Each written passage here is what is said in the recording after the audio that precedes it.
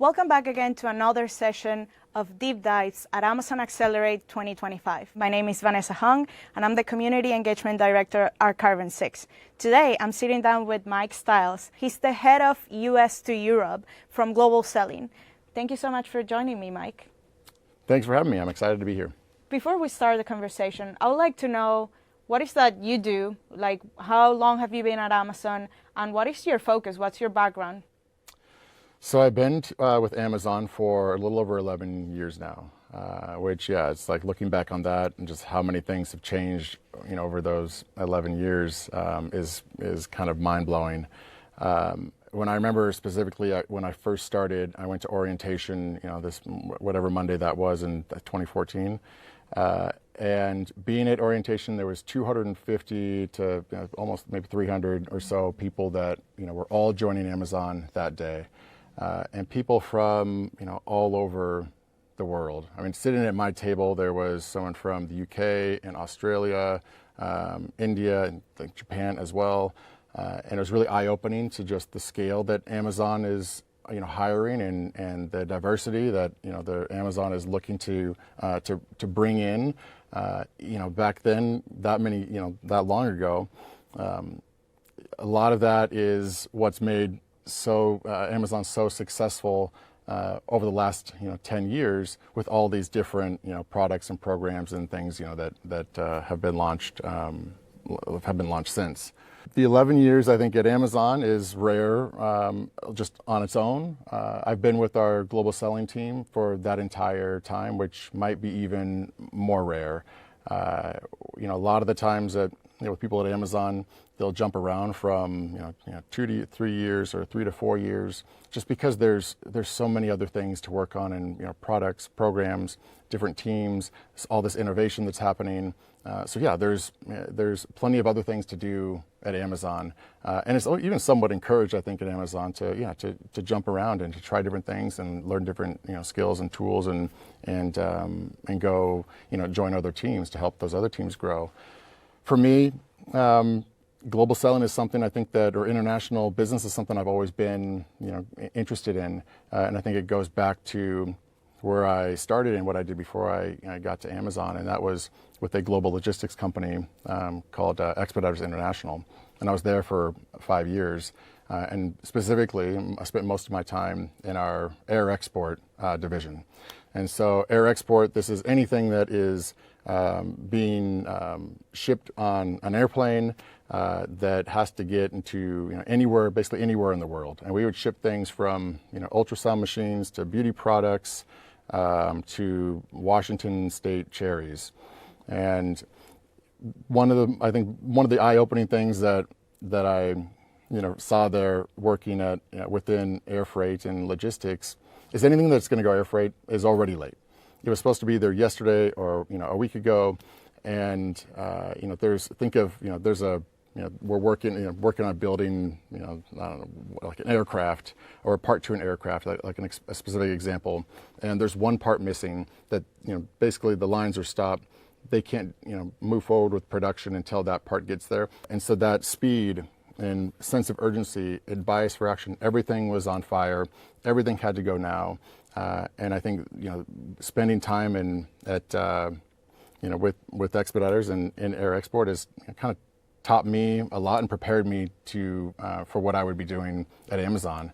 And within global selling, I think there's an aspect to speed and bias for action that we can we'll talk about a little bit later when we get into when you first launch and your first 90 days of the golden 90. That has worked and helped my career and my success at Amazon. Yeah, that's incredible. I love to hear AI in any conversation. And you mentioned 11 years, which is a lot. I think Amazon years are like dog years. It's like 7 years in one. Mm-hmm. And because it evolves so fast. So what is the root or the core mission that Amazon has around expanding globally? And how do you see that like impacting your team and the decisions that you're making to improve the experience for sellers? Yeah, I think Amazon's overall vision with global selling is to make global selling accessible for every seller regardless of how long you've been selling on Amazon, or how big of an account or revenue you're doing on a yearly basis. It's really to bring, we want that selection to be available worldwide. And so, and also just, not just every seller being able to, but make it easy or easier and faster and more accessible for sellers to expand to a new store and to do that globally through Amazon. I think one of the most important things that Amazon is able to do and has done with our Seller Central platform that sellers are using to manage their business is to try to create and make that as consistent of an experience for the seller, whether you're selling on Amazon.com or if you're selling in the UK or Germany, France, anywhere across the globe. And not just how you're managing your day-to-day, but also creating listings, running promotions, running your ads, going through and working with our seller support teams. All of that we're trying to make as a consistent experience as possible to make it easier for sellers to expand, manage the business, and then grow globally. Yeah, that's impressive. And a lot of what I've been hearing and a few of the other interviews that I've done are around the new releases and all of the new dashboards and tools that they're giving to sellers so they can expand. Is there something that you see in the journey of a seller that is in the US that wants to expand to the EU, in Europe, or other marketplaces that you see it's like specific for that journey? How do they use the tool? What tools they should use? And how they can see, or now, what's the new vision that they have with the releases that you're bringing up this year? Yeah, I mean, that's a good question. There are new tools and products and programs coming out all the time from Amazon. And I think one of the things I kind of wanted to get to is just how we are developing those tools and building those tools and where they really start. And one is with seller feedback and the voice of the seller. And so working in global selling with our global selling team, we do have account managers and sales, and so we're in the front lines. It's one of the most valuable tools that our team is able to provide, and not just to the product and program teams at Amazon, but to the sellers, because we're able to use feedback, what our sellers are telling us as pain points and their frustrations, and then take those and then go into our product teams and help to either build something new that is to address a new pain point, or to just improve some of the the current tools that sellers are using on a daily basis. And I remember my early days at Amazon as an account executive, and just thinking how valuable and kind of being blown away that we're getting all of this feedback every day, and being able to there's an opportunity here to do something with that. And so our team, this is probably in 2015, 2016 or so, created a mechanism, I guess we can call it, that was called the feedback ecosystem.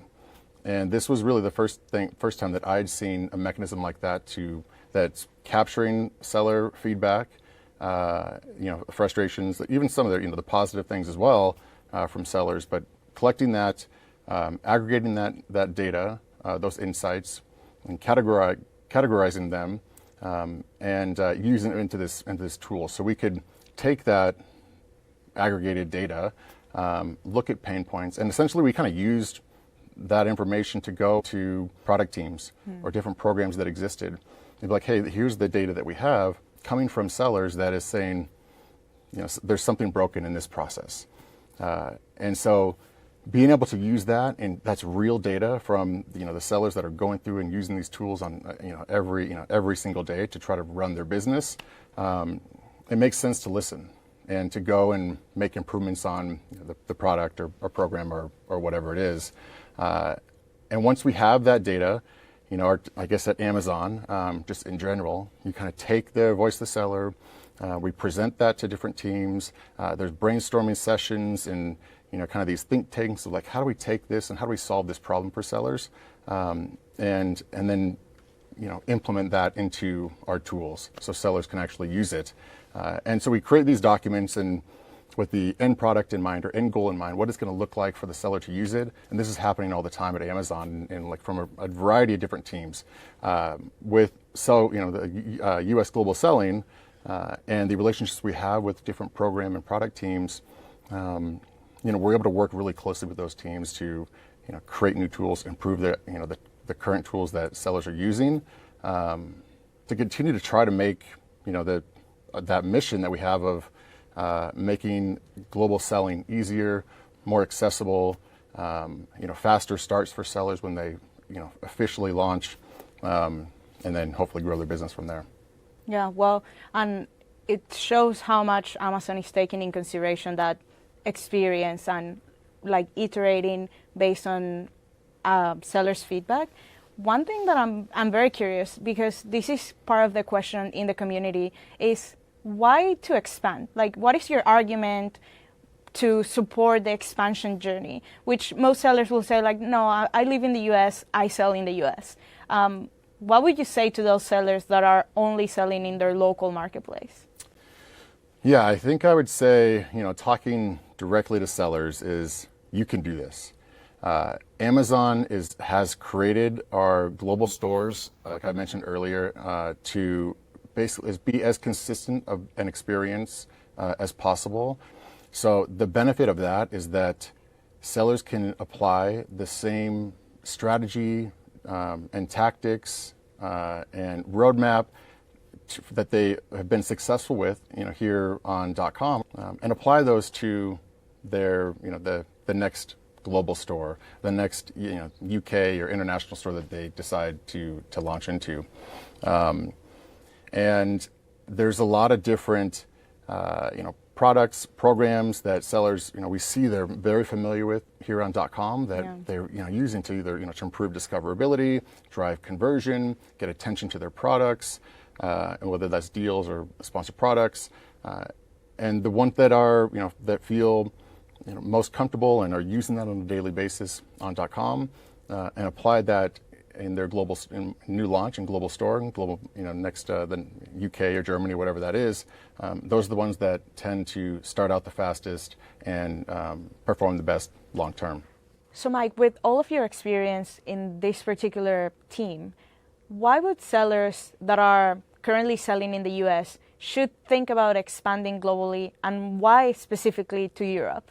Now, in my time at Amazon, I've worked with some of the largest sellers that are 100+ million a year on Amazon.com, and I've also worked with small sellers that are kind of found this lightning in a bottle product that were their Amazon store started as a part-time job or a part-time business, with whatever else that they're doing, run by one person.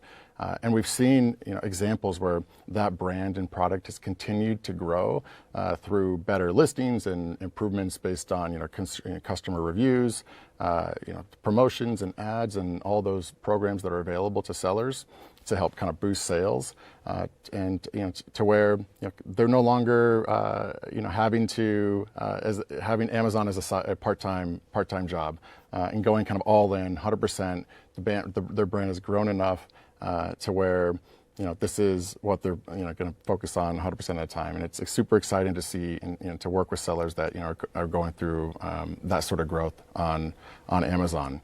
And these are the type of sellers, these ones that the entrepreneurs, the ones that are just are built to adapt and to move quickly, that are driving Amazon global stores and growth. It's these third-party sellers, the ones that are doing it on their own. And now the sales on Amazon, 60% of those sales are coming from these third-party sellers. This is what's helping to drive that that global Amazon retail store growth.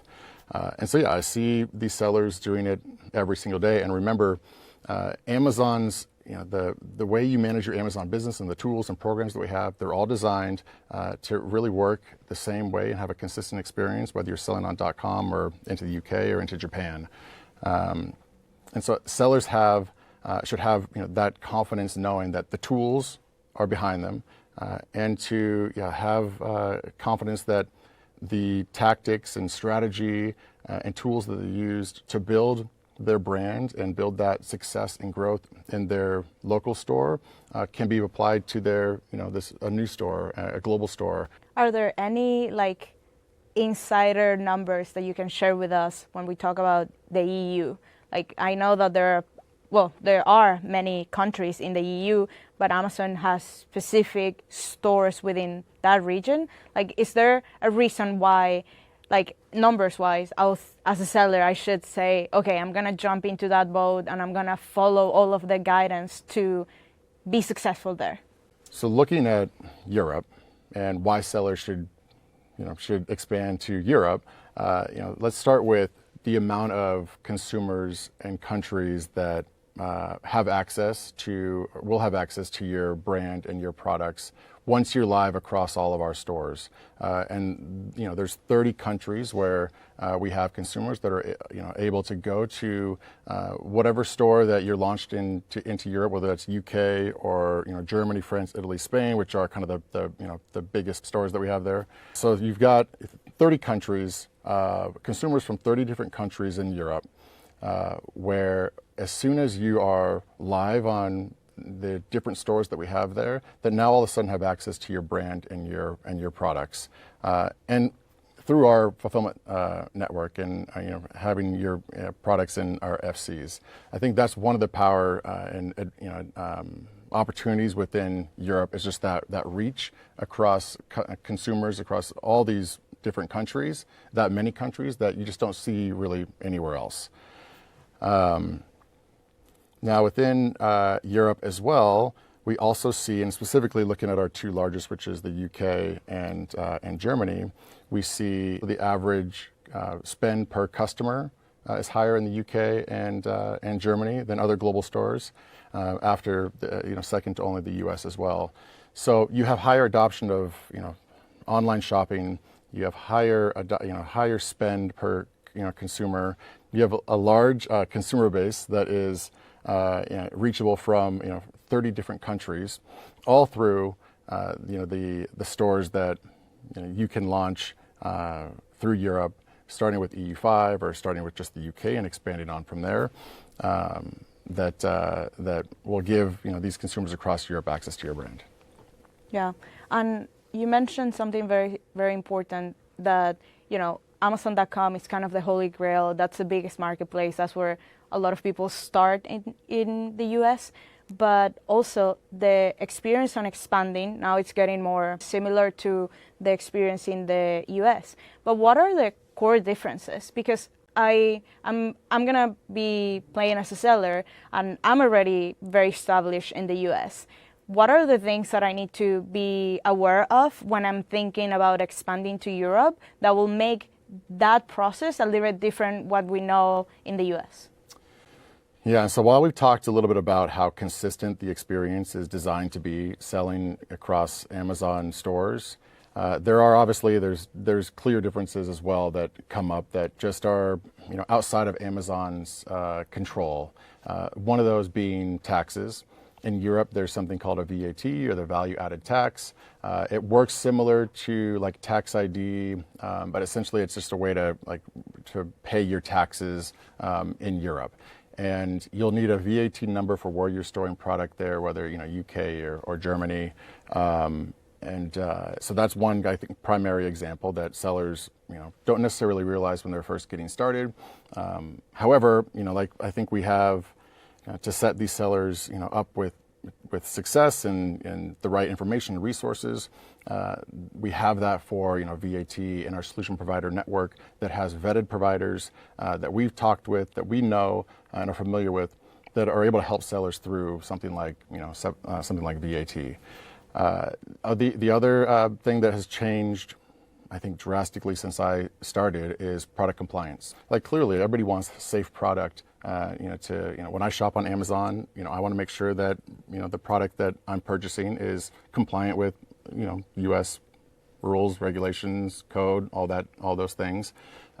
Same thing, consumer in the EU, and it's the same thing that Amazon wants to make sure we're holding our sellers to that very high bar.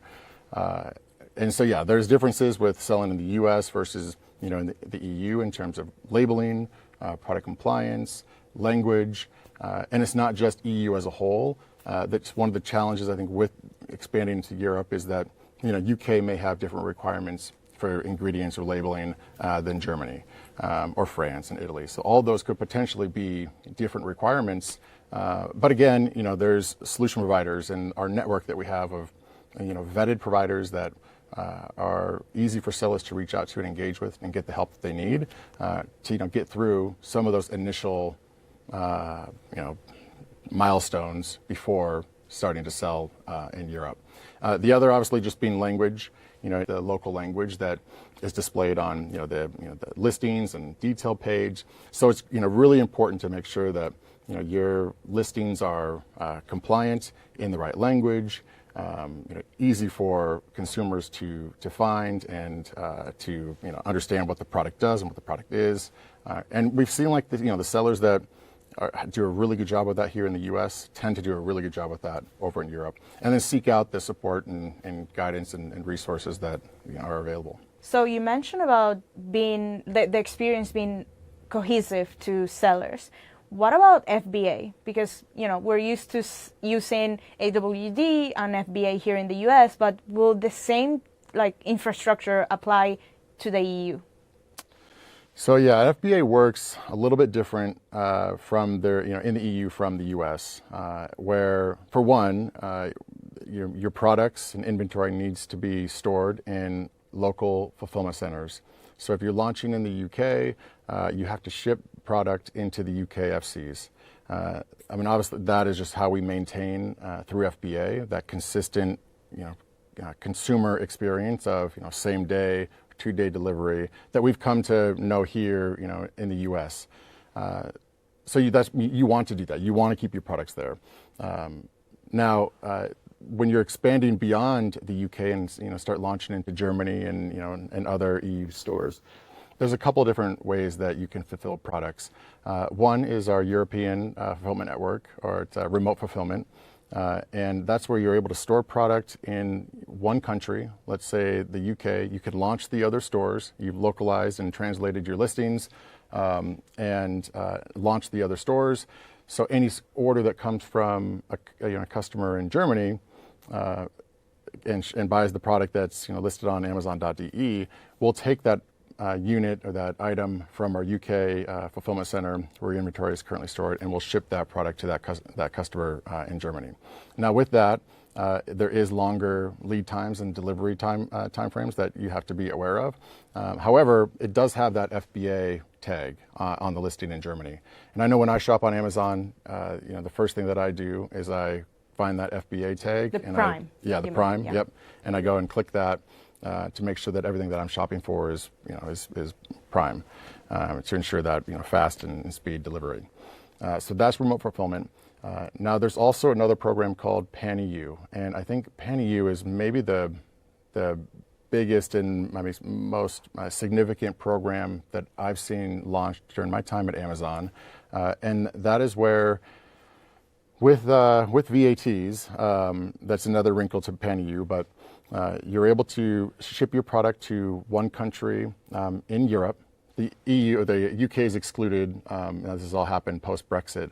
However, you send your product into, let's say, Germany. You have a Germany VAT number, and you can actually, as soon as you register for another VAT, let's say in Italy, and all of a sudden you can flip PanEU on into Italy, our Italy store as well. And so now all of a sudden, you just send your product to one fulfillment center, one location, one country, and then Amazon can take over through PanEU of where that product needs to be based on demand or seasonal trends, anything else that's happening where they just, they're trying to we want to get the product as close to where demand is and where those consumers are as possible. And before this newer PanEU program, and really before Brexit, it was all or nothing. You had to get 7 VAT numbers to launch in PanEU for basically for everywhere that there is a fulfillment center. Every country we have a fulfillment center, you'll have to have a VAT number there. So for newer sellers and sellers, early kind of in their journey in the EU, it would take a lot longer to launch PanEU. Now it's more of an a la carte. And so you can, store your product in Germany. As soon as you get your next VAT and you're ready for that next expansion, okay, plug that into your Seller Central account, unlock Pan EU into that country, and then you can do one country at a time. So then all of a sudden you have, between, let's say, the 4 largest in Europe, Pan EU and our fulfillment team is moving your inventory around from country to country to getting it closest to where demand is. Yeah, and I guess with AI it's even better and faster, because before you will need to hire somebody back in the native country in Germany and say, is this good? Now with AI you pretty much are multilingual, super fast. Yeah, and there's a lot of really cool things that are happening with AI. I mean, not just in global selling, but across Amazon. And whether it's a seller assistant that will help sellers, that can do a prompt or a question on a very specific topic. Our AI tools will help and answer those questions for sellers and send them to the right information, or the right resource, the right contact to get the answers that they want. We're also working on AI tools for our account managers and to help better guide sellers that we're working with to speed up launch, to make get through the launch milestones faster, and then set them up even better in terms of their day one launch for success, into the UK or whatever global store. Yeah, and we heard from the Product Opportunity Explorer that you have now data into what's happening in the marketplace. I would like to know if you have any insights on what happens after. So I'm a seller, I decided that I'm going to EU, I got already all of the compliance, the documentation, my listings are up to standard. So does your team or the tools that you work with allow sellers to understand if they're meeting the mark, or where is that in the whole scheme of a category within the marketplace? Am I winning? Am I losing? Yeah, and I think, I guess getting back to even where sellers are beginning to, consider expanding globally, and is that even possible for a seller to do, or for them to do with their business? There are tools, and one of those being, it's a relatively newer tool that we have. It's our Sell Globally workflow. It's within Seller Central, which has that workflow, getting them through all the steps. There's the product demanded category insights that they're able to use for those target stores they're interested in expanding. They get through all of those steps, and then they finally launch in, say, the UK. That's when there's such a critical time there of the first 90 days, which we refer to as the golden 90. And it's like the grand opening of your brand in the UK or in that target store. And a lot of things need to happen during that time. Your product listings, your descriptions, your language, your detail pages, making sure all of those things are really just fine-tuned, as well as starting to use the same programs, products that most sellers have found successful on Amazon.com or their local store, and applying those into the UK and doing that right away. So that's ads or sponsored products. Figuring out coupons and when's the right time to use promotions. All of those things really help accelerate sales and discoverability and conversion to really set your new brand in a new store up for success within the first 3 months of selling there. So build that really strong foundation. And again, I think it's applying the same tactics that you found really successful on your local store, and implementing those and getting those going as quickly as possible within your first 90 days. One of the most powerful tools within our Sell Globally workflow is our Marketplace Guidance tool. It's MPG. And this is one of those tools that, so I remember even, talking with sellers early on that, they would ask, us well, how are my products going to perform if I launch into the UK? Yeah. Is there demand for my product? Is there demand for my brand?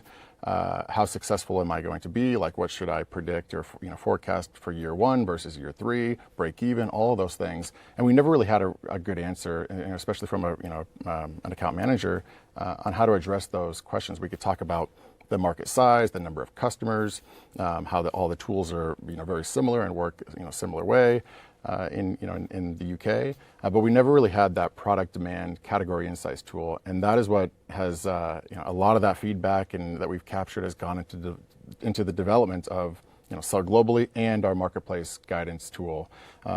So now sellers are able to go into the portal there, look at their selection, click on different target stores that they're interested in exploring, figure out, okay, the category insights, is there demand, high demand, are there category restrictions that are also could be applied.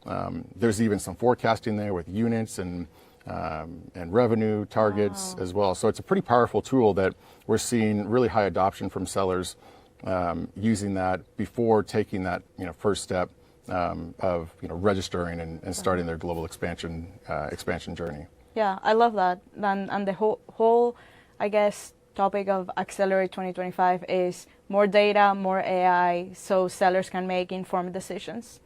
Yeah. Yeah, I think like anything, and obviously the things that we do at Amazon, the more informed sellers are with a business, in their business decision to expand, and it's a big step. We understand that, but yeah, sellers need that information. They want that information. We've heard that feedback, and a lot of that has been, what we use to make sure that tools like this, Sell Globally or Marketplace Guidance, are developed, and they're not finished products by any means, and we'll continue to use this, seller feedback to help, guide different product decisions or roadmap decisions to improve products like those. So Mike, you share a lot of insights on how sellers could expand globally and specifically to the EU, but there might be somebody that's still unsure or how to do it or where to go. How can they or where can they find more information about your team and what is that you're building? There's a lot of resources out there, and so we'll include a couple links into the video and a couple resources on just where to get started, whether that's selling globally, selling into Europe, the differences between US and Europe. You can look into FBA and taxes and the different tools and programs that are available. So those links will be a great place to get started and kind of get the thought of expanding internationally started. Perfect. Well, thank you so much for sharing a lot of information with us. I appreciate your time. And for everybody watching, thank you so much. Stay tuned for more Amazon Accelerate deep dives. See you in the next one.